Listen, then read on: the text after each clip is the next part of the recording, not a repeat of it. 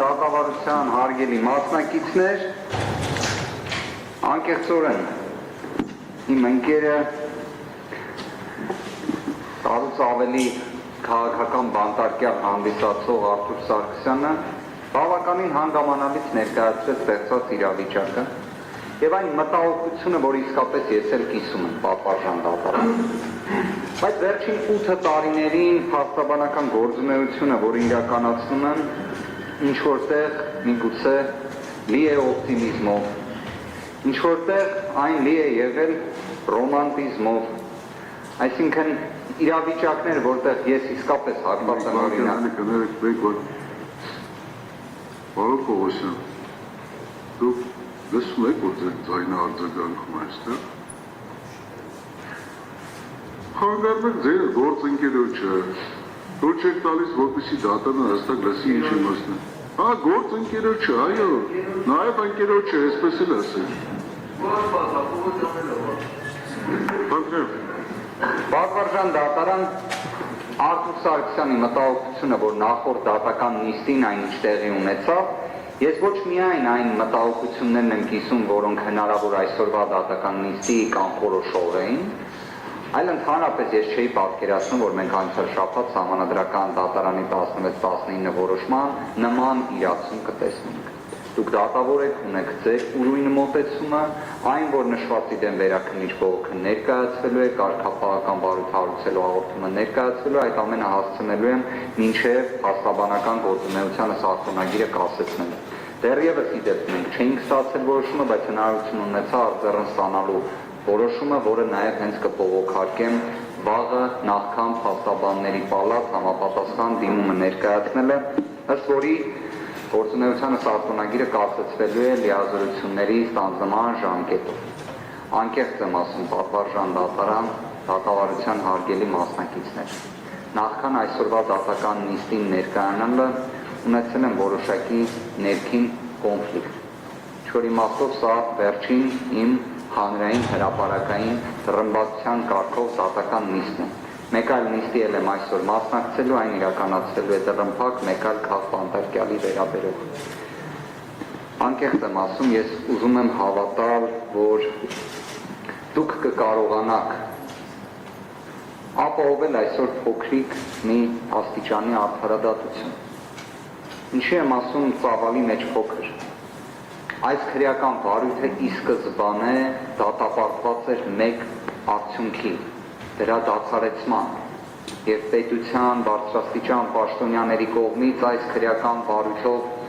ճնշումների, հալածանքների, ապօրինությունների, իրավունքների մասշտաբային սահմանափակումների ենթարկված անձանցից մարդկային ներողամտության հայցում։ Սա պետք է տեղի ունենար այս գործով։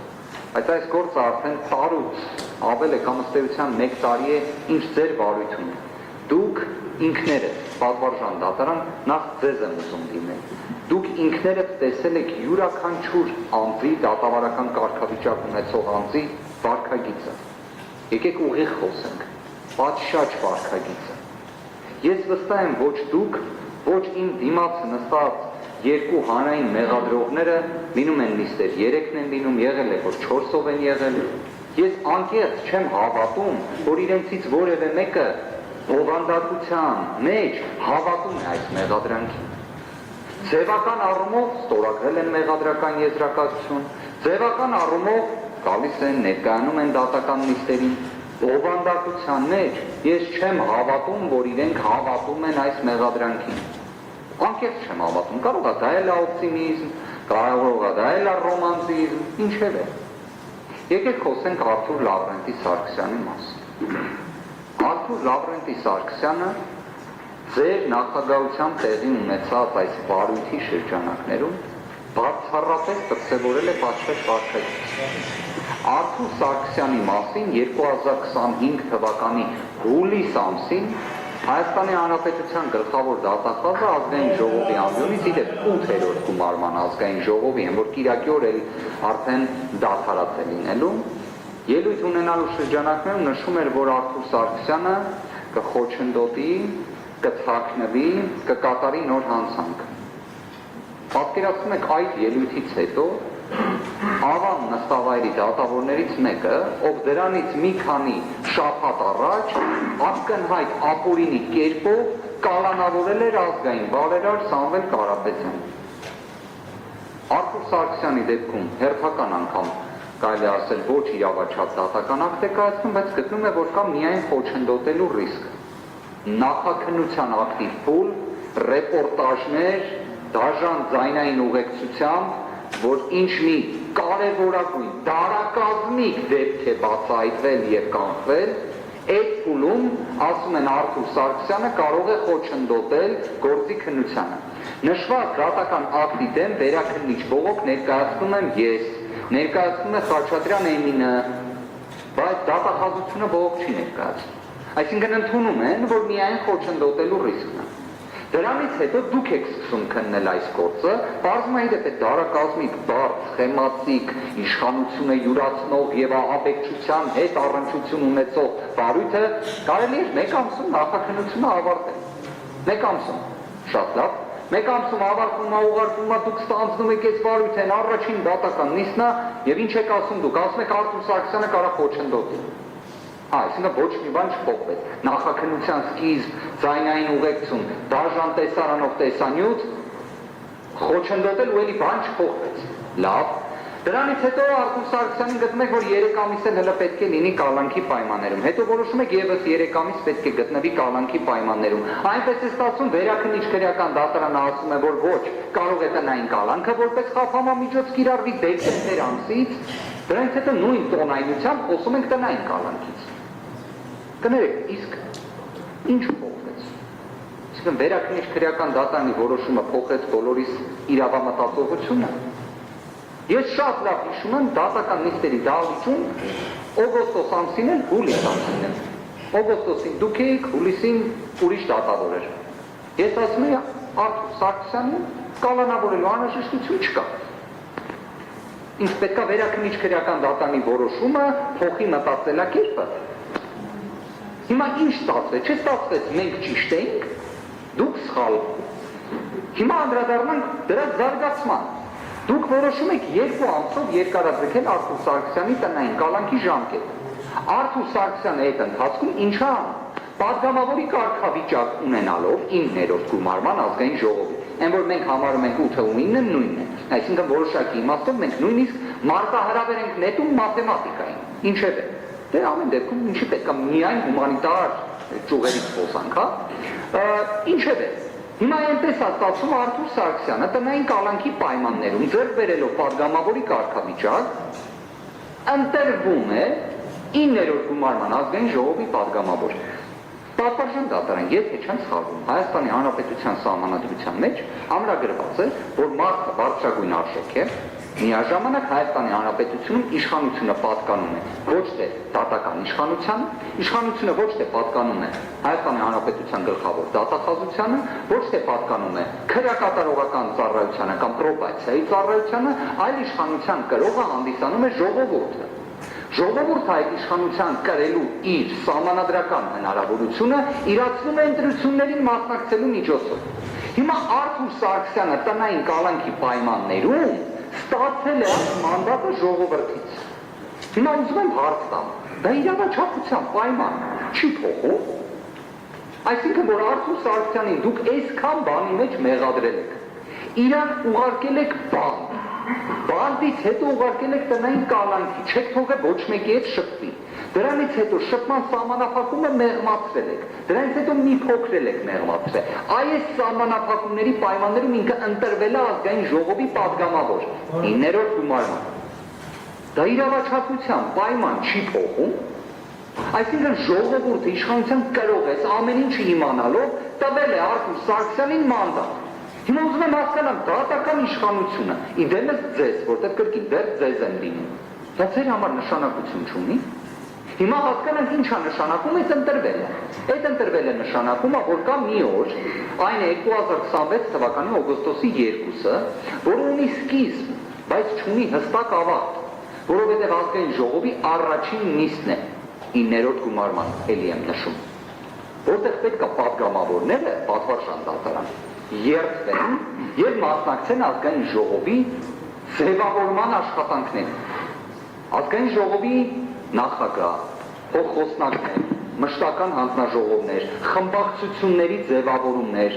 եւ այլ մի շարք գործառույթներ, որը Հայաստանի Հանրապետությունը խորհրդարանական կառավարման համակարգի երկիր լինելով ամենաառաջնային մանդատ ունեցող մարմնի ձևավորման փուլն է։ Դա իրավաչափության պայման չի փոխում պատվարժան դատարանը։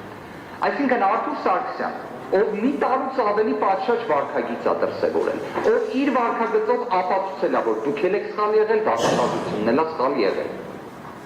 Այդ ամեն ինչ ապացուցած մարդը, ժողովրդի վստահության քվե ստացած մարդը չպետք է մասնակցի ազգային ժողովի աշխատանքներին, լինելով ներկայացուցչական մանդատով օժտված մարդ։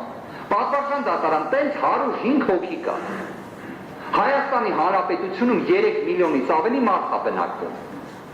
Այդ կարգավիճակով ներկայացուցչական մանդատի 105 մարդ կա։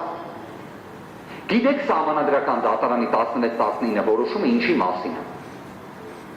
Դա զուտ տեխնիկական պատգամավորի կարգավիճակ ձեռք բերել մինչև այդ պատգամավոր լինել չլինելը չի է, դա ազգային ժողովի բնականոն գործունեության մասին է, դա նրա մասին է, որ դատավոր Ֆարխոյանը չկարողանա հեղինակազրկի ազգային ժողովին, որ դատավոր Ֆարխոյանը չկարողանա միջամտի ազգային ժողովի գործունեության, դրա մասին է Սահմանադրական դատարանի որոշումը, պատվարժան դատարան։ Շատ լավ, դուք անցյալ շաբաթ դա հաշվի չառաք, չգիտեմ։ Իմ վարկածները ունեն ինչի համար դա եղավ, դրա մասով բոլոր գործողությունները ձեռնարկելու են, բոլոր, անխտիր, բայց նպատակս մեկն է, ազգային ժողովի պատգամավորի նկատմամբ հարգանք, կարգավիճակի, ոչ թե անձի։ Արթուր Սարգսյանին վստահ եմ, դուք հատախազներն են, նիստերի դահլիճից գտնվող այլ պետական եւ տեղական ինքնակառավարման մարմինների պաշտոնյաներ, գծված են հարգանքով, դա չի արծը։ Ես կարգավիճակն եմ խոսում։ Կարգավիճակը, որովհետև ազգային ժողովի 105 պատգամավորներից յուրաքանչյուրը ներկայացուցչական մանդատով օժտված։ Այդտեղ իշխանական ընդդիմադիր պատգամավորը չի առաջնայինը, այդտեղ առաջնայինը պատգամավորի կարգավիճակն է։ Մի խոչընդոտեք այս գործունեությանը, պատվարժան դատարան։ Մի խոչընդոտեք դրան։ Հիմա ինչ վերաբերում է ընդհանրապես պատգամավորի գործունեությանը։ Ես չգիտեմ ընդհանրապես պրակտիկայում այս հոդվածը ուսումնասիրվել է թե չէ։ 2026 թվականի հուլիսից ուժի մեջ է մտել քրեական դատավարության օրենսգրքի 123-րդ հոդվածի մեջ փոփոխությունները 3.1 հոդված։ Ասում է սույն հոդվածով նախատեսված սահմանափակումն է։ Սահմանափակումը տնային կալանքի վերաբերում է թե հենց ում տնային կալանքին, թե նամակագրություն, հեռախոսային խոսակցություն եւ այլն, դրանք բոլորը սահմանափակում են կոչվում։ Ասում է սահմանափակումները չեն տարածում օրենքով նախատեսված պարտականությունների կատարման ուղղված գործողությունների իրականացման դեպքերի վրա։ Եթե դրանց չկատարումը կարող է առաջացնել օրենքով նախատեսված պատասխանատվություն։ Այդ գործողությունների իրականացման մասին մեղադրյալը անհապաղ տեղեկացնում է վերահսկողություն իրականացնող մարմնին։ Ինչ ասում օրենսդիրը ստեղ։ Ձեզ ասեմ, չգիտեմ ով է նախաձեռնել այս փոփոխությունը, բայց դա այն է, որ տնային կալանքի էությունը շատ փոփոխում է, որտեղ ոնց տեսակ վարույթ իրականացնող մարմին չի ասում, ասում է վերահսկողություն իրականացնող մարմնին։ Այսինքն միա զանգում ես պրոբացիա եւ գնում ես անհապաղ կատարելու քո գործողությունները։ Ու ոնց ես դա անում։ Օրինակ, տնից դուրս ես գալի, հա, գնում ես։ Այս ձևակերպումը ես բառացի օրենսգրքից մեջ բերեցի։ Սա գիտեք ինչի համար մեջ բերեցի։ Որ չառաջանա այն աբսուրդը օգոստոսի 2-ի հետ կապված, որը կարա առաջանա։ Որովհետև Արթուր Սարգսյանը եթե չի ներկայանում ազգային ժողով, դա առաջացնում է պատասխանատվություն։ Դա առաջացնում է այնպիսի բարձր պատասխանատվություն, ընդհանուր մինչև պատգամավորի կարգավիճակի դադարեցման հարցը։ Հիմա կարող է ենթադրեմ պատվարժան դատարան, որ հենց դա էլ դուք ուզում եք առաջացնել։ Եթե դուք չեք փոխում տնային կալանքը որպես խափանման միջոց։ Հիմա ասեմ ուրիշ մի բան է։ Նախորդ շաբաթվա ձեր ասած արտահայտությունը, որ ոստիկանները ուղեկցեն ազգային ժողով Արթուր Սարգսյանը, պատվարժան դատարան։ Այդ ոստիկանները եւ ոստիկանությունը խորին հարգանքով գտնվում են ազգային ժողովի վերահսկողության ներքո։ Դուք այսինքն ուզում եք առաջացնեք մի իրավիճակ, որ գործադիրը սահմանափակում կիրառի ազգային ժողովի պատգամավորի արժե բնականոն գործունեության իրականացման մասով, չի կարա տենց դա ողջամիտ չի։ Դուք ամբողջ պետական իշխանությունների բաժանման, հավասարակշռման սաղ բալանսը խաթարում եք դրանով։ Այդ նախարարությունը նույնիսկ հնչեցնելով, որովհետև Արթուր Սարգսյանի падգամավորի կարգավիճակ ունեցող Արթուր Սարգսյանի ազգային ժողով գնալը դա պայմանական մեկ այլ մեղադրյալի կողմից հիվանդանոց կամ բանկ կամ խորին հարգանքով եկեղեցի գնալը չի, որովհետև ինքը այդտեղ ուրիշ կարգավիճակով է գնում, ուրիշ գործառույթ իրականացնելու իմաստով է գնում։ Ուղղակի ինքնին, էլի եմ ասում, սահմանադրական մեկ այլ մարմնի նկատմամբ անհարգալից մեկնաբանություն է։